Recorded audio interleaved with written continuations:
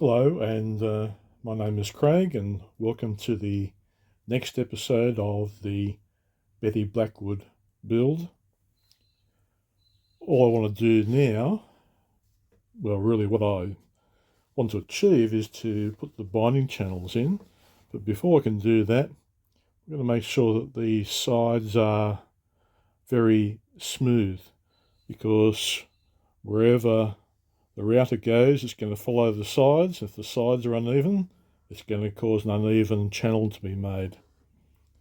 So I use a variety of things here. I use this rascal for mostly the curved type inside pieces here. Does a pretty good job. For the straighter parts I use maybe this type of thing, as long as it's able to fit across the whole thing. Try and keep it nice and flat. Another one of these types of things here as well. You can also use a scraper, of course. A lot of people can. I prefer to use sanding, but it's up to you. And to make sure it is nice and flat, probably one of the best ways of looking at it is just to actually use your fingers. Do a tactile type of examination of it. Because quite often you'll find that your fingers can feel things better than what you can see. So when you're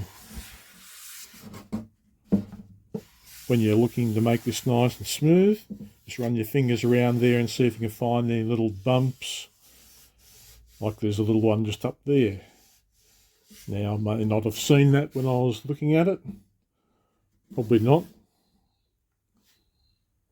I could feel it. It's only very, very slight, but it's enough to make your job of doing the bindings a little bit tougher.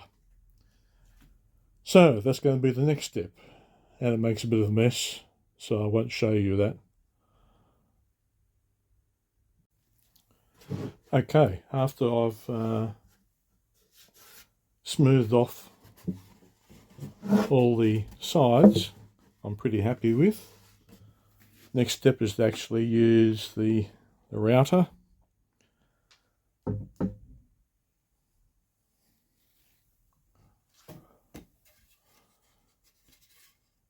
use a piece of wood here. Just checked it there to make sure that it's going to fit in nicely. Exactly the right depth there, so I'm happy with that. With the router, I find the best way of not getting too much tear out is probably to have a very sharp router bit. But sometimes you don't know when it's getting blunt.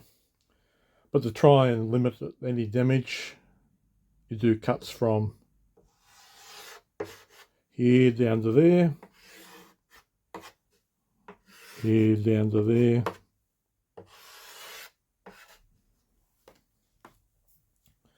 Once you've done those, I'll just then go around the whole of the thing in a anti-clockwise direction. And hopefully we'll see how that goes. Once I've done the routing, you'll find that we'll just try the binding is looking really good there. Fits quite well. Can't see any problems there. Nice and snug. No gaps that I can see at the moment. I'll go and check all that. The other problem we have is because the back is on such a slope, if you like, we're going to find that there'll always be, it won't fit quite as well on the back. Now it fits, it's almost there. It's just a little bit needs to be a little bit deeper, that little channel. and also the depth needs to be a little bit just around this part here.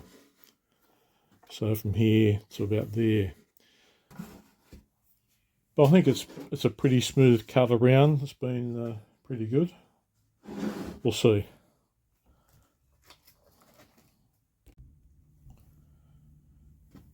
Okay, I've finished all the binding channels. I think they've all been nice and cleaned out, smoothed out, and I've checked with the actual binding and I think it's going to be okay. But before I put the binding on, I need to put in a back strip down here.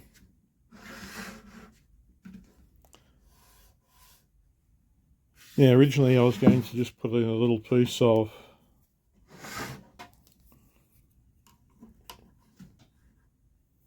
wood like that, but then I thought, no, let's put in a bit more effort, especially now that I think this one's going to look a little bit nicer than what I originally thought. Even though it's only experimental, I'll keep it for a few months and see how it goes. But if it sounds nice, I'll probably end up giving this away to someone, perhaps on YouTube as well. It'll be later in the year. So what I thought about doing is getting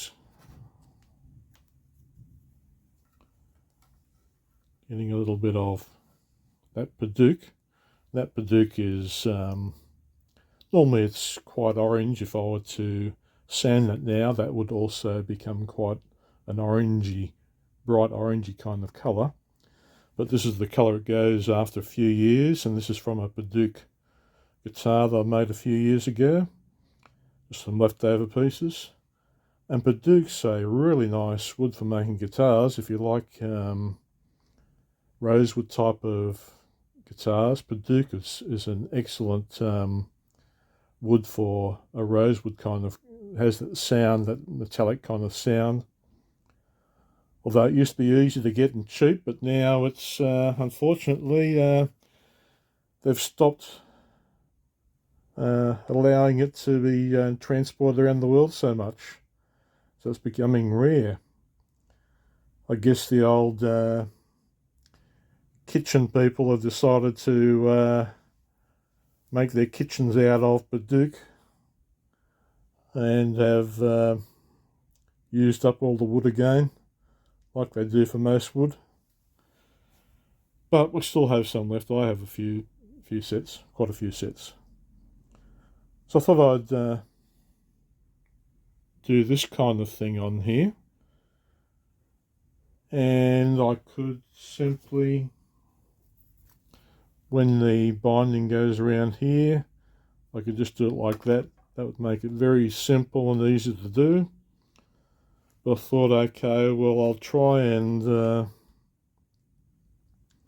maybe get these to interlock at 45 degrees, these two black and white channels that we have here, or strands that we have here. Take that one away from the top.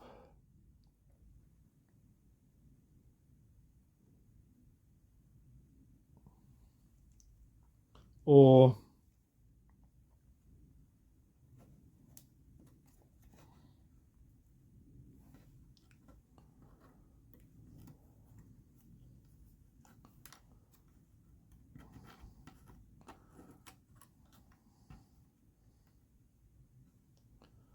this might be better. So I have the white going on the red brown, and if I remove the black part here, the black and white purfling strands there, it'll look like it's all white. It will take a fair bit of mucking around, but I think that's where I think I'll go. All right, you've made me decide. I think we'll take it this way. So I'll just remove this material here. It's going to be where the two purfling pieces meet up at the back. I'm just going to make it hard, especially for the bottom of the guitar.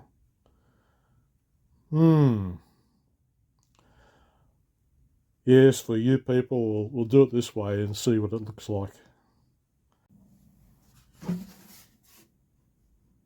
I've cut very thin line, about 2 millimeters, a little bit less than 2 millimeters down into the back of the sides there. And I'm just going to use a little Dremel router, and it's set to about 1 millimeter. We'll go over it once and do a second pass and come back and do the down to 2 millimeters and remove most of the bulk of that material here. I've routed out this part here. It's to a depth of about, hopefully about the width of our little purfling pieces here. Putting that against there. Yes, that's about right. It's alright. This one's a little bit thicker. And it's sitting proud above there. That's alright.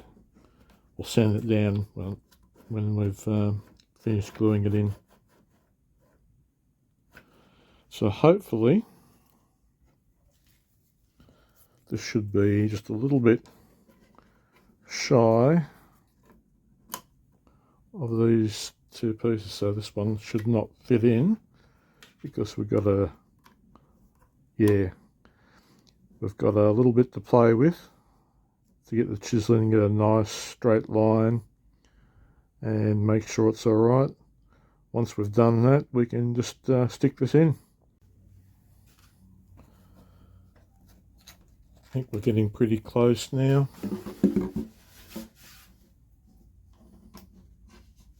Thanks for watching. Remember to subscribe. We're heading for 175 by the end of the year.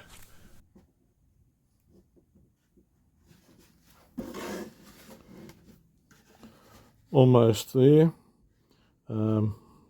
Just a little bit off this side down here. Okay, this is fitting in just how we want it now. And if I let my finger go, it's going to raise up the middle a little bit. Now if you can see that raising up. So it's enough to be able to be nice and snug. And yeah, all we have to do now is glue it in, which we'll do.